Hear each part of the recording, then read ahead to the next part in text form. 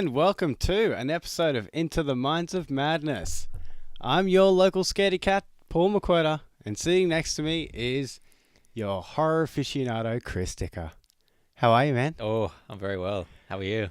Good. Oh. Good. It's back. It's good to be back for an Yes. episode proper.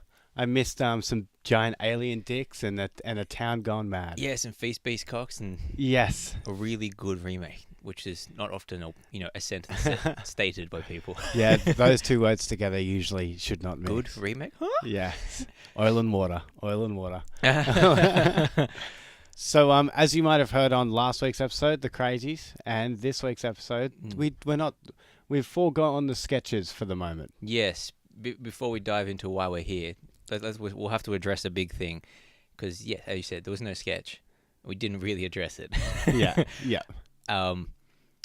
We've realized that like what we were trying to do is just like with our personal lives, like with work and all that annoying shit, we can't accomplish it. It's too much. Takes up way too much time. Yeah, we really didn't think it was going to be this big, but you realize you think like finding the sound effect to a tiny thing like, changing a page or finding the right glass sound shouldn't take 3 hours, but sometimes it does. It does. It does.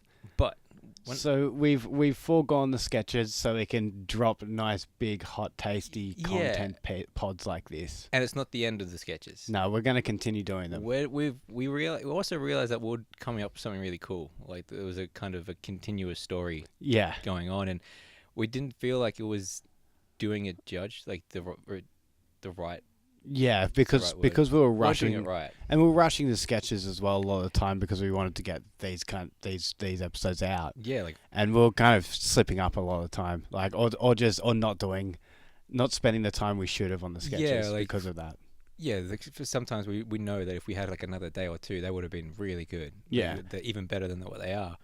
But we thought, why not just pull like a special monthly thing, and do a compilation. Let's do like a 20-minute episode of sketches. That's what we're going to start doing instead. So we can write the sketches, record them, and then kind of sit on them for a bit if we need to as well, and make them as polished and funny as possible. Yeah, and we're not pushed to as much of a deadline because we'd rather get these just regular episodes out anyway. Yeah, there's too many movies to cover. Like I can't just sit here and like.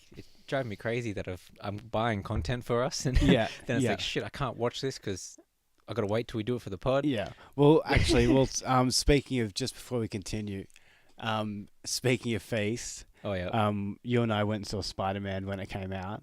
In the cinemas, and we walked into JB Hi-Fi and we found Feast 2 and 3. Oh, I did it, guys. I'm sorry. I couldn't help myself. The look on Chris's face was incredible. Oh, what are they called? It's like Feast 2 Sloppy Seconds. Yeah. And, I can't even remember what the third one is. Horrendous. Ooh. Horrendous. They haven't made their way into my DVD yet. We'll see. I'm not sure if you'd ever be pushed to do that. Yeah. They're just going to sit there for a while, That's I think. desperation. Like, I've finally got through all of them and just like, fuck, all right, I'll watch it. I'll see what Honey Pie's up to. Maybe we'll start doing like 6 monthly specials with Logan. We'll get him on to do Feast 2 and 3. Yeah. We'll do like the horror, the scary movies, because they're not scary, they're just awful. Yes, yeah, exactly. Logan's a good person to get on for that. Oh, yeah.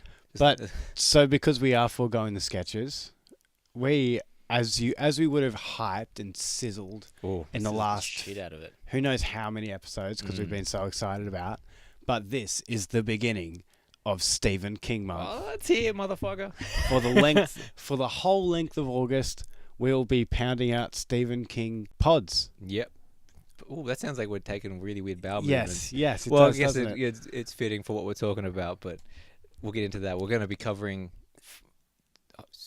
5 in August, 5 Stephen King adaptations. Yeah. And then one big one coming out. One big one in September, which is pretty obvious. Pretty obvious. We may have mentioned it many times. Yeah, many times, maybe. But sorry, I was just about to start analysing it and talking about it. I said, no, save it. Yes, we have to wait. I have just finished the book after all. Yeah, you crushed that thing, man. I'm still sitting. Obviously, we're talking about it, but I just slammed through that 1,500 page. Yeah, I'm sorry, we forgot to mention that bit. Yeah. But yeah, no, I'm still stuck in June 1958. You're killing it. Got to keep up, man. Got to keep up.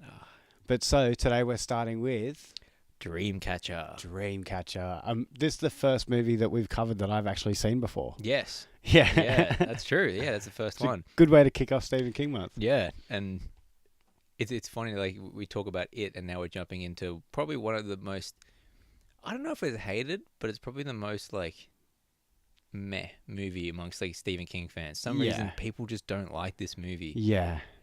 And we're kind of starting to see why. Yeah, we're not, like, I think nostalgia, like, really got me, but because we both probably would have seen this movie not long after it came out. Yeah, like, this was... It came out in 2003. There we are. So, yeah. So we probably would have seen it later that year or early the next year. I remember catching it, like, I said to you, like, when we first started watching it, like, I have vivid memories of it always being on, like, every couple of months on, like, the midnight movie or something like that.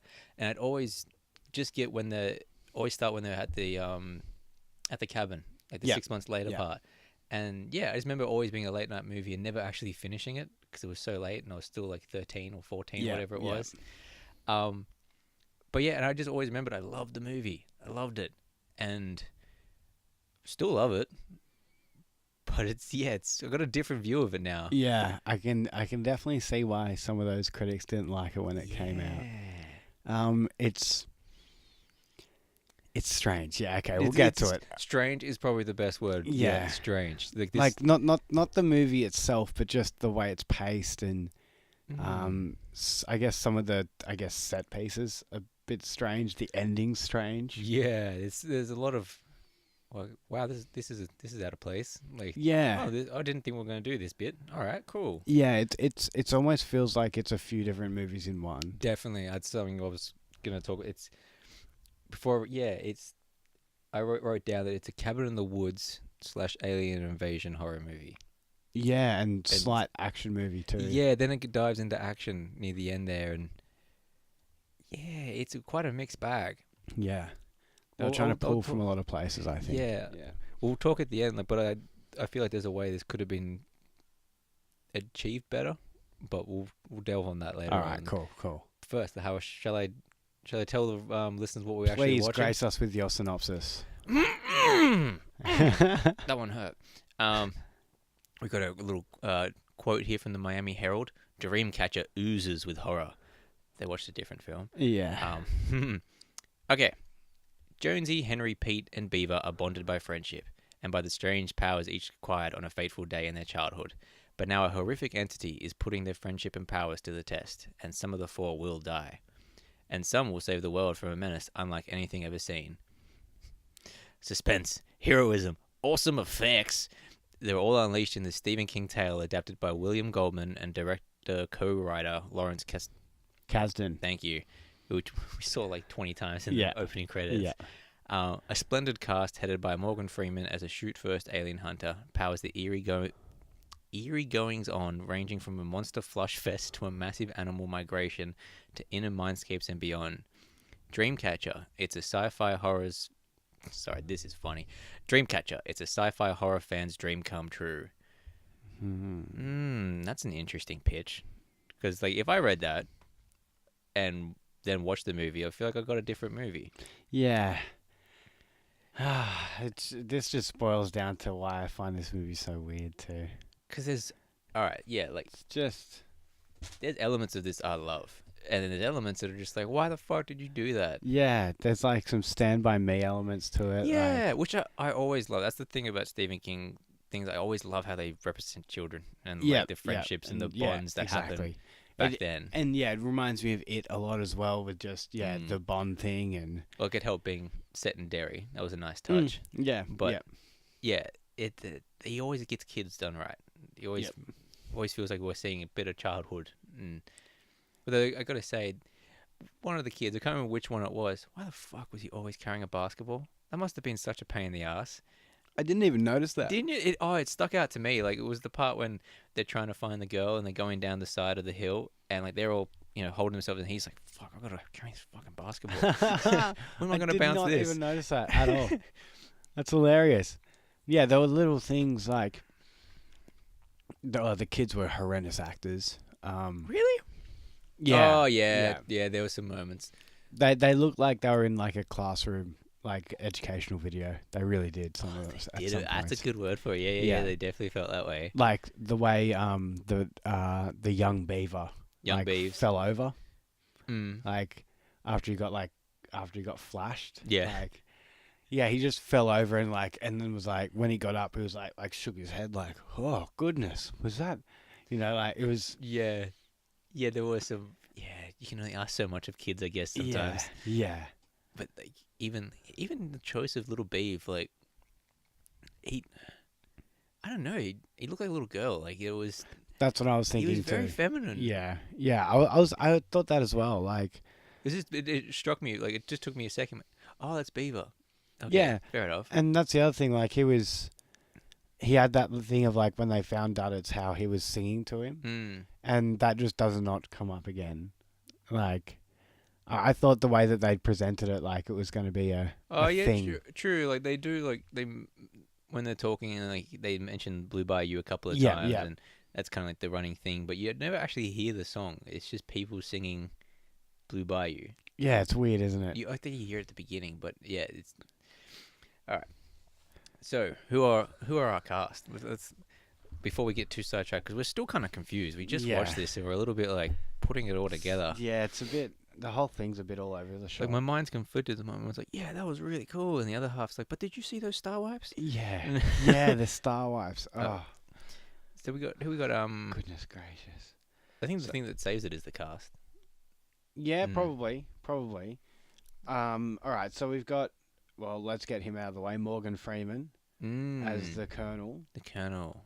Colonel Curtis, a rare villain role. You don't often see Morgan Freeman as like the detached. No, and saying, I'm getting too old for this shit.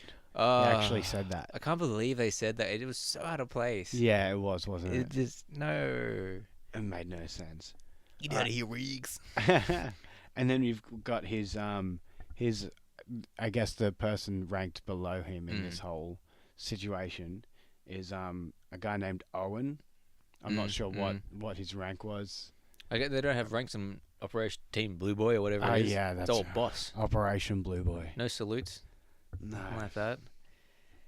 So strange. Talk about the good characters. Good characters. I'm just getting these guys out of the way. Fuck these people. That was so strange, the synopsis. And that was Tom Sizemore. Is that who Tom Sizemore is? That was Tom Sizemore. It's a name I always hear, but I always picture fucking Magnum P.I. No, it's not him. All right, we've got, I guess, kind of our two main characters. Thomas Jane as Henry. Oh, Thomas Jane. And Damien Lewis as Jonesy. So Tom Jane I only really know from Arrested Development. Really? Tom Jane. That's it. That's all you know Thomas Jane from. I'm pretty sure I've seen him in other stuff since, but that's kind of where I got to know his. You didn't see The Punisher with John Travolta? I actually didn't see that. No. Oh wow, really? No, I didn't see that. That's a surprisingly good movie. It's one of those weird, like, before the whole Marvel universe happened. Like, it was a strange one that actually worked. Yeah. So then you get like Ghost Rider, which sucked. Yeah. And the second Ghost Rider, which sucked. Yeah, which actually got a sequel too. Oh my god, that movie is so bad. And Damien Lewis from Homeland. That's kind of how I know him. Yeah, that's all. I usually say it's the redhead from Homeland. Yeah.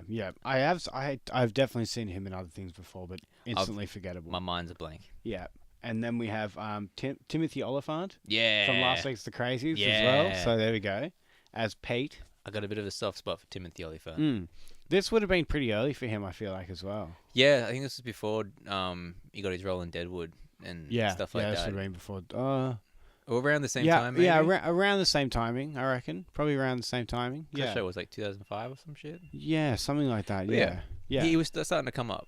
Yeah, for sure, yeah. And then we have Jason Lee as Beaver. Jason Lee, oh man. He was like my favourite character. Like, I love Beaver. I just love watching Jason. It just felt like I was watching Mallrats again. Yeah. And anything that feels like Mallrats, I'm happy with. Yeah. You're down with.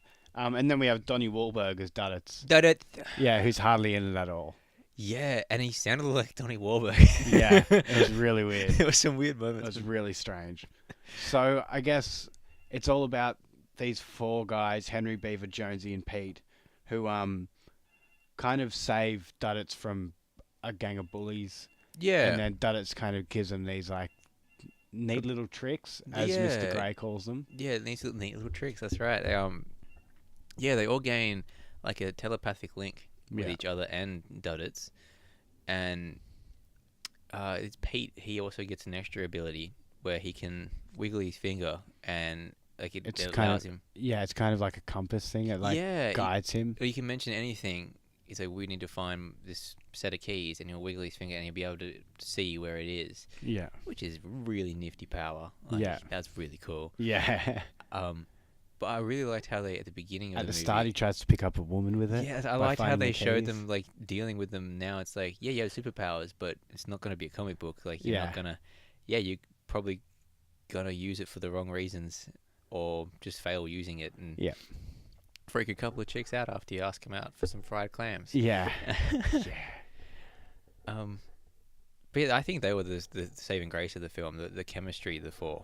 That really, that's true. I felt like they felt like friends. Yeah, because this movie, the pacing is so quick as well. The fact that, they kind of slammed in like a montage of them getting drunk around the table to kind of be like, hey, check out how friendly they are. Friends laughing. In a lot of ways, they I guess they didn't really need it because you could feel the chemistry anyway. I think it was necessary. Yeah, I think so. Because do you think they really needed to hammer it home the way they did? As much as they did? I think they did it well. To be honest, I think they did a good job of it because it's something that horror films don't seem to do that right. Like, because I genuinely was upset when Beaver died, and just the little bits and so there are some things like "fuck me, Freddy" and shit like that. It's like, oh man, you're right. They're pushing that one home. Yeah. But the little moments, like when he's trying to tell them that he's got the bet going, that he can tell them what a movie with, like when they address the dirty facts of life. And, you gotta take a piss and brush your teeth after spending the night with someone. Yeah. And it's like, $50 bet for you, quarter bet for you. You guys can know the knowledge for free. Like, just nice little bits like that. Yeah, I guess, that's true. They needed that to build up to the fact of these horrible things happening. But at the same time, it felt like it was wasted on the rest of the film. I guess they brought up the, what was it called? The mind? I don't know what they called it, actually. I swear I wrote it down.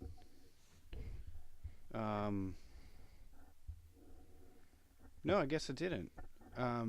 He called it like the mind attic or something like that. Oh, he's what did I wrote down too? Where he's the memory factory, is it?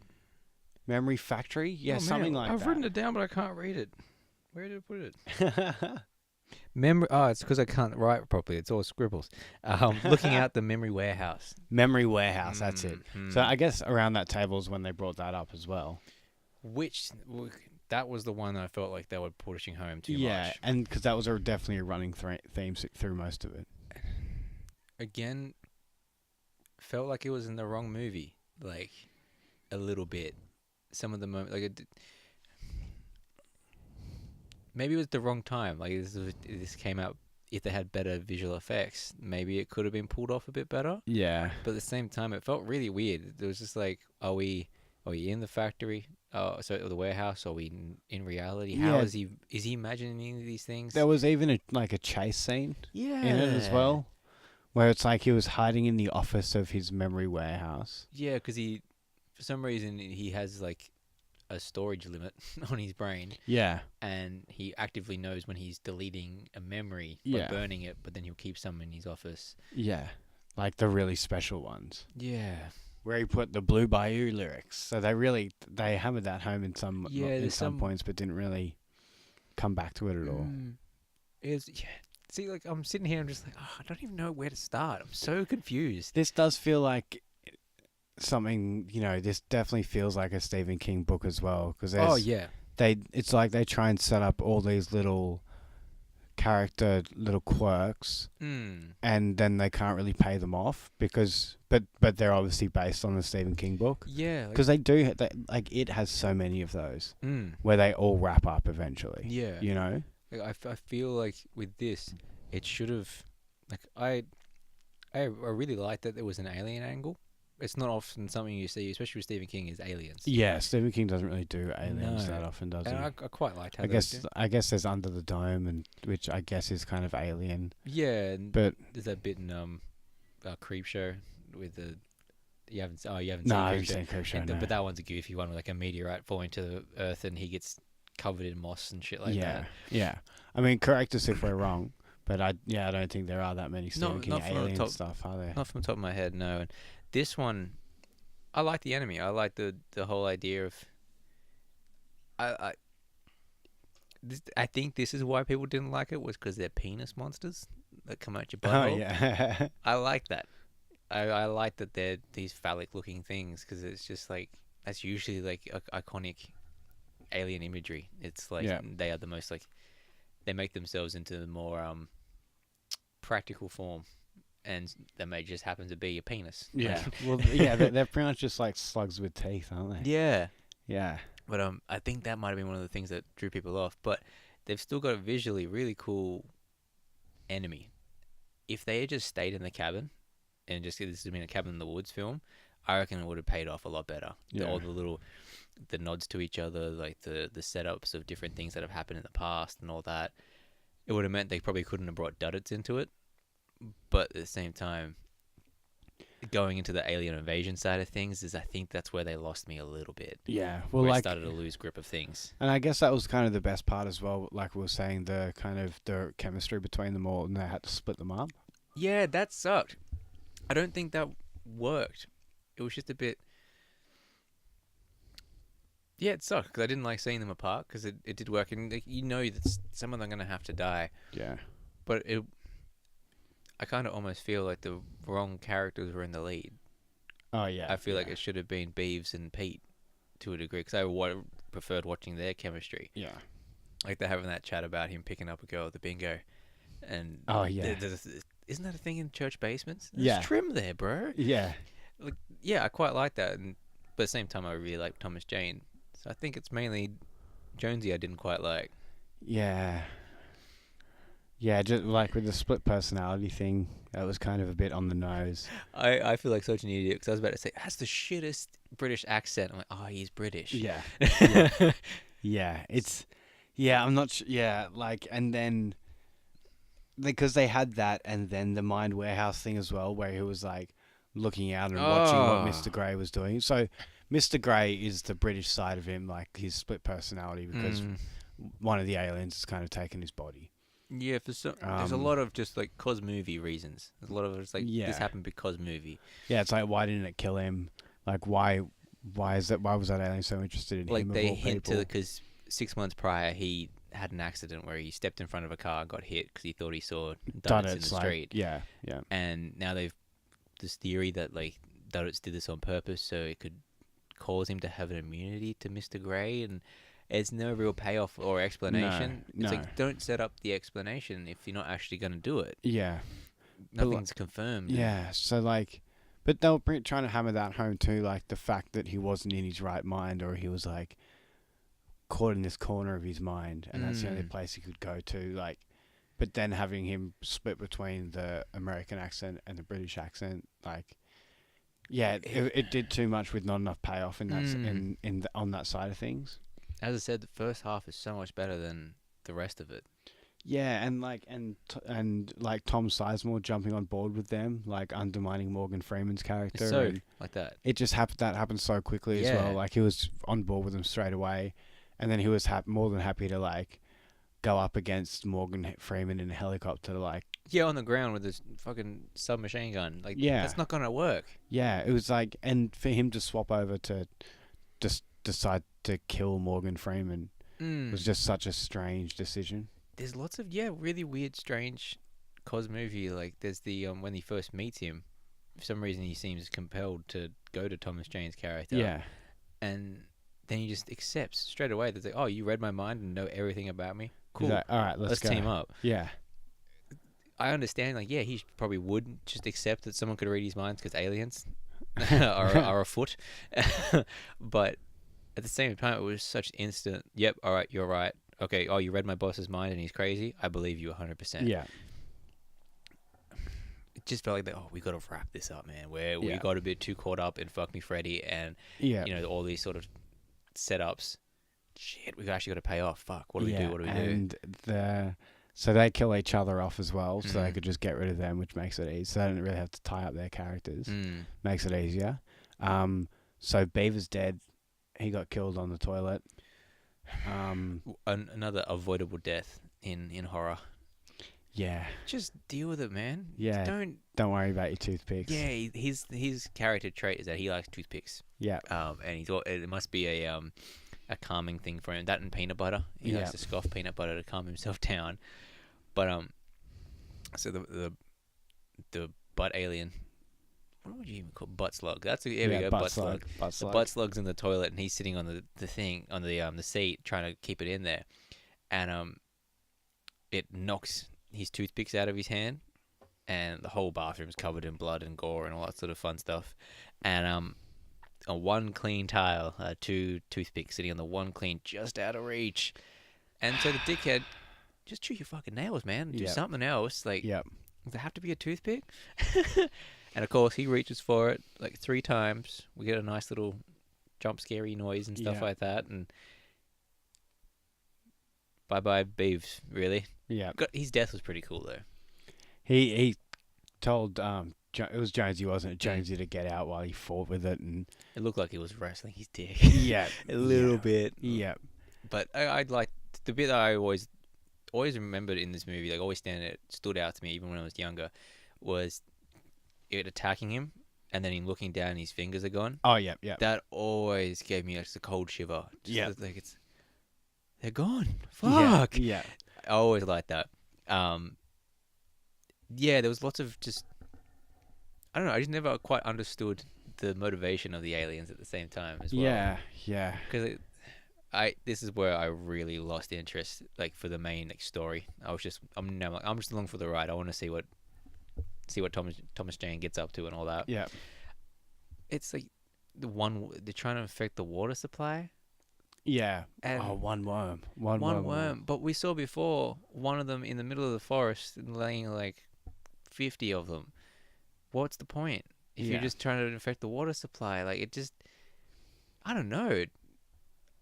I think I've got Dreamcatcher somewhere in this book. I want to see if that's the same ending because I don't feel like it is. Yeah, I'm contemplating reading the book. I'd started reading the book when I was younger, but I never got through it. I just don't think I could deal with Stephen King's writing when I was that young. Yeah. So I'd like to give it a shot now and see how it goes. Because this felt like they had a good horror setup, and like there could have been something really cool there. With, as I said, like if they focused more on the 4 of them trapped in the cabin and trying to get out of the quarantine, like that would have been cool. If they brought into the whole quarantine zone thing, and they've survived. Like, you know, Rick comes in, the lost hunter that they find, the original guy. Yeah, and that whole scenario happens, and then it'd be them like finally escaping, and that's when the helicopters come in and they discover they're in quarantine, and them having to survive the new threat as well. That could have been a bit more interesting, but then whenever it seems to happen to me now, whenever you put the end of the world into something like the stakes of the world, I lose interest. Yeah, I just go like, oh fuck this again. Like no movie, like The World's End is probably the only one off the top of my head that I can think of where the world is destroyed. They go to save it, they fuck it up, and it doesn't. Yeah, and the world ends. This is just like, of course they're gonna step on the worm at the last minute. Yeah, they're gonna ending and just putting duddits in there just so you can have like some big monster like. Yeah. Monster fight. I'm all for man. The more we talk about it, the more I'm not liking this movie. Yeah, I'm starting. I really enjoyed it. Like I had fun, and the pacing was good. I didn't feel like it was a 2-hour long movie. Yeah, no, it went very quickly. But maybe that's just because it had so much information to pack in, and maybe because I've seen it so many times. I guess it was a little bit exhausting in some ways as well. Yeah, I'm so like conflicted. I keep saying it, but I'm so conflicted. Yeah. I thought I was going to be ranting and raving about it. Like, I thought this was another Crazies. I was going to be like, I fucking love this movie. It's like, I enjoyed it. Yeah. The ending. I think that's the big moment that I was just like, whoa. Yeah. Because What happened? Yeah, and that's it. What happened? Like the whole the Duddits thing. Like, I just like I'm all for, like The Thing. It's probably the best example of this, of just leaving it up to your imagination. You've got to solve now if one of them is still the Thing or something like that, or you do something, you don't explain what happens. This, like, something happened, and they survived. I don't know what the fuck just happened. Yeah. Like, it was Duddits another alien being from, were they off the same planet, the same species? Like, I think they weren't. Yeah. But, well, I mean, Duddits had that. Why do you have leukemia? Yeah. If you're a fucking alien. Yeah. I was. Really it's so confusing as well. So, like, even when they go and pick up Duddits from his mum's place, his mum's just like, as they're leaving, like, go save the world. Like, what does she know? Yeah, like, if she's known this entire time. I don't get it. Yeah, there's just some really. It's like I'm trying to convince myself I enjoyed this movie. Like, I really like this movie. I had fun, but there's some unforgivable things. There's some really weird, like, almost amateur things in here. Yeah. Like what? The sound effects. Oh, yes. There's some weird ones. Our favorite was probably the snowflake on Beaver's glasses. He just looks up as it starts snowing. The snowflake lands perfectly on his little lens. And ting! Ting! Fucking really, movie? You gonna do a ting on me? It was really dumb. My favorite thing that I hated was whenever Mr. Grey comes out and Jonesy's thing and attacks somebody, he flips his hood and the weird monster sound effect. Like, fuck off! It's like a bad cartoon. And that really pissed me off. Those little noises. It's like, come on, guys.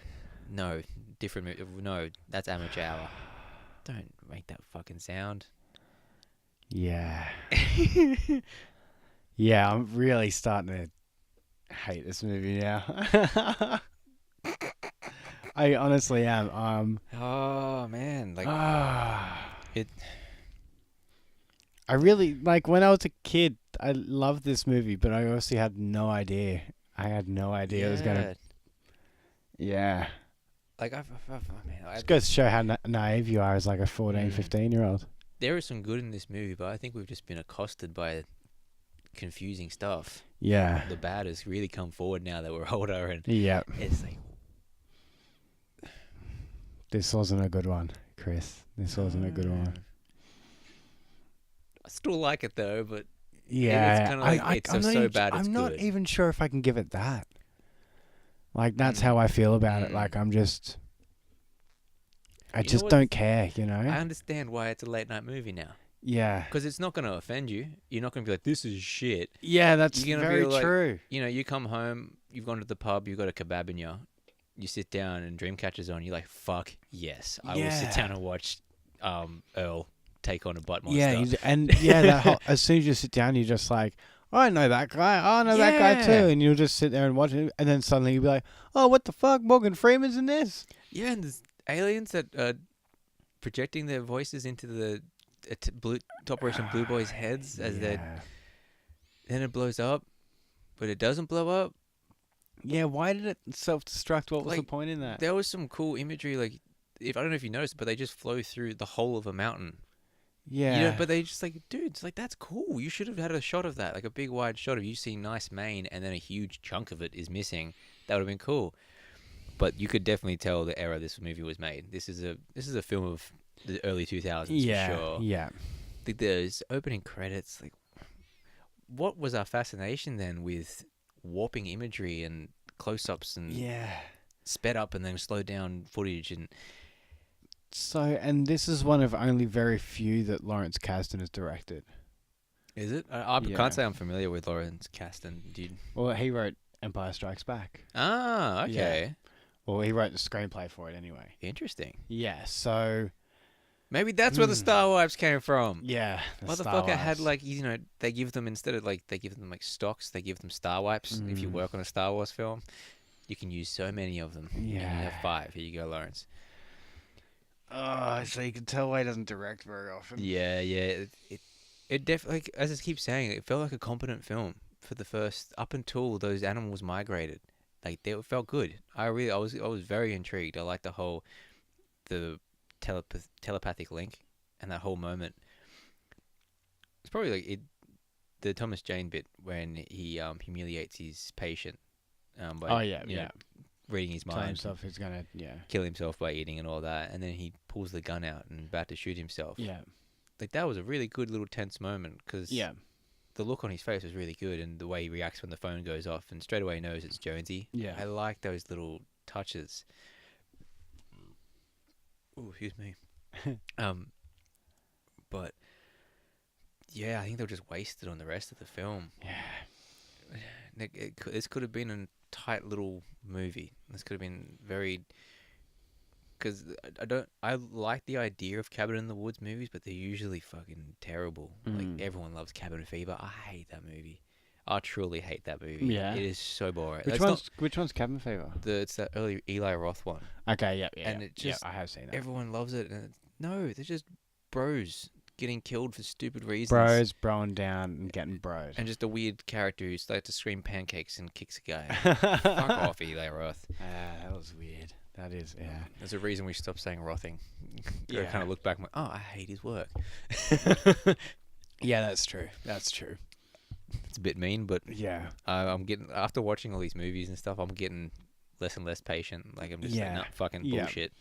Well, I did notice a couple of like little so Stephen King-isms, I guess. Yeah, I think that's what helped get it through, the fact that it did feel like Stephen King, as you said. There's lots of little Easter eggy. Yeah, isms. so obviously it's in Derry, Maine, which is where it is. I was trying to figure out, would it be active at this time? Is he still a lot? Is he in the 30-year slumber period? Yeah. Or like, well, yeah, and I'm not sure when when the book's set and when this is set. Yeah, I wish I really knew. So it's hard to tell, but I get the feeling it was 20 years. I think it was 20 years. Yeah, before. it was 20 years. Yeah, prior. So I reckon that was the early 80s. That's so something it was 20 years from. I reckon it was set in 2003, kind of thing. When like did, the movie, anyway. When did what era was that when they were adults? 84. Okay, so it could have been active during this time. Could have, yeah.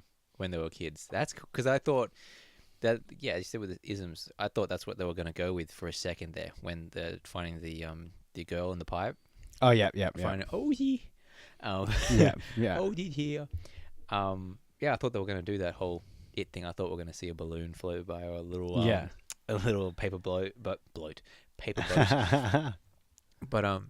I think it's kind of like with like a bad remake or something like that.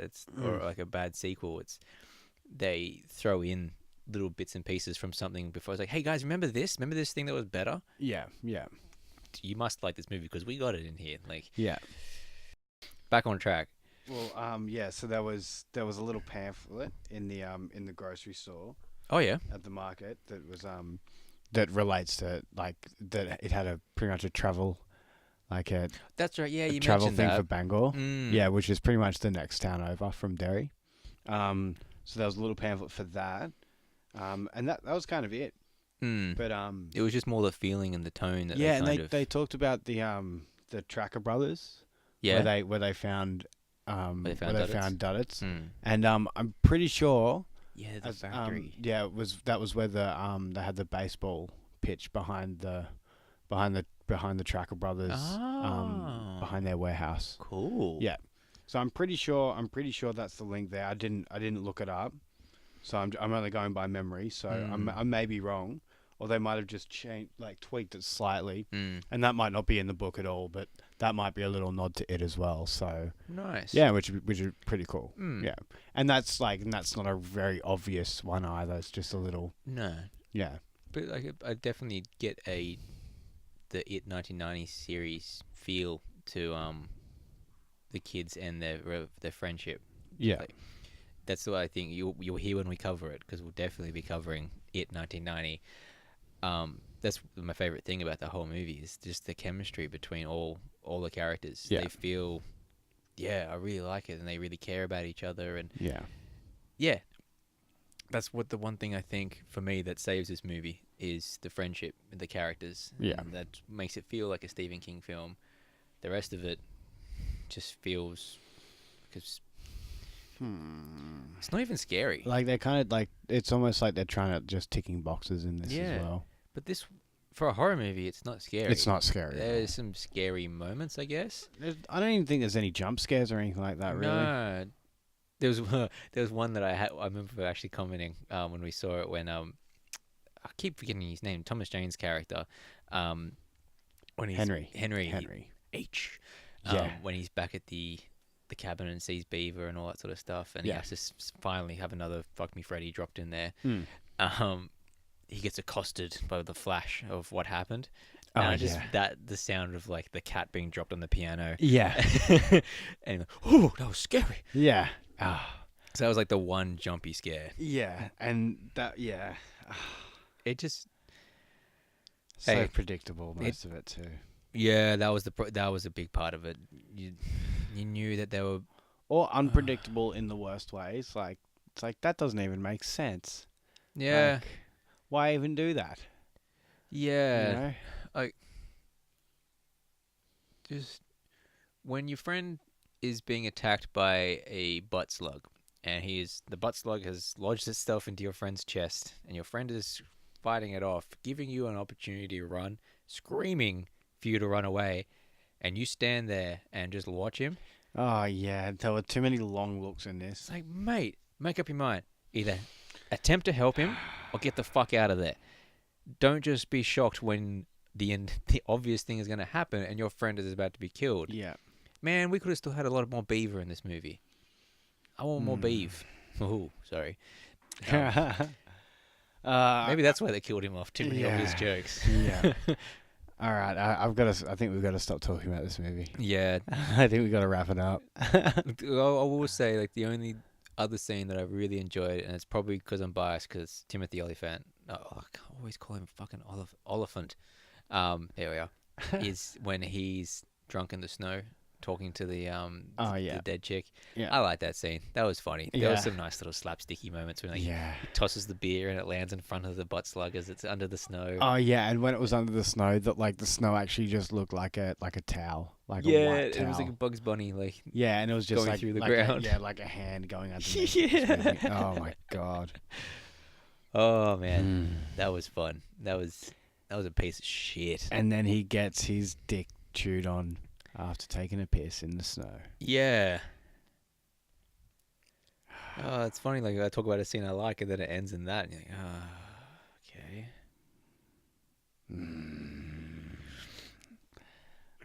okay. We're just silent. We're just wrap like, up Dreamcatcher, man. This has rocked me. I didn't think it was going to be this. I think it's just because my expectations were higher. Yeah. Like, because I have seen it before, obviously. Nostalgia is a cruel mistress, man. Like, it was one thing they think they did pretty cool. I wish I just left it in the past.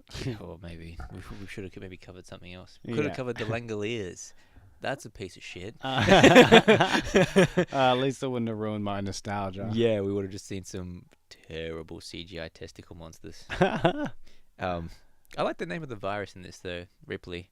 Oh, yeah. That was a nice little... Because that shit from Alien. So you get... Hey, guys, see? We're a sci-fi movie. Yeah. You've seen sci-fi movies. They movies. even have to, like, mention it, too. Well, I guess at the same time, in it, he does mention stuff in pop culture. Oh, yeah, he does. So it makes sense. He does it in most of the stories, and everything's Eventual as well. So most stories, there's a bit of pop culture reference. And it's something that's necessary, I think, sometimes, just to help make a character like relatable. Yeah, and I guess because especially in it, that it's like, you know, set in the 50s and then set in the 80s, like a lot of the music that Richie talks about really helps solidify where it's set to, like the era as well. Yeah, it would definitely help with the era and the kind of tone or feeling they have at that time. Yeah. But I think that's about all we can say about Dreamcatcher and SSDD, really. Same shit, different day. Yeah. Oh man, that was a shame. That was a shit. That was just a shame, I think. It's still gonna grace my shelf. To be honest. It's not. It's got a special place in my heart. Yeah. I still enjoy it.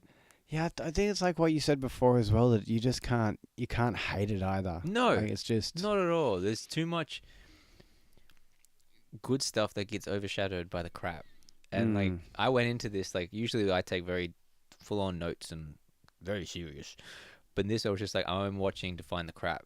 Where is this crap that everyone keeps telling me about? And I think we found it. Yeah, it was actually pretty on the surface too. Oh, We didn't have to dig very deep at all. How did I not see that before? Yeah, that was bad. Alrighty, let's finish this off. Come on, we can't leave it on such a down note. That was a good start to Stephen King month. I'm glad we got it out of the way.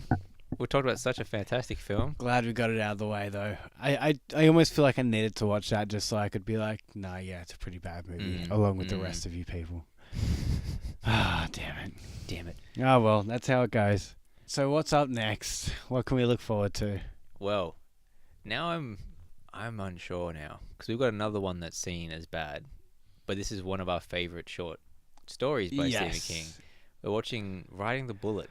Yeah, David Arquette, right? David Arquette. I've never seen this. I honestly didn't even know there was a film for it. Yeah. I remember last week you talked about that Video Easy at Ermington. Yeah. I remember being in there and seeing Riding the Bullet on DVD when it first came out, and I was like, "What is that?" Oh, that explains. Yeah, because I found a copy on eBay, and it looks like an old DVD. So I'm like, okay, wow, this thing's out of print, and cool, but.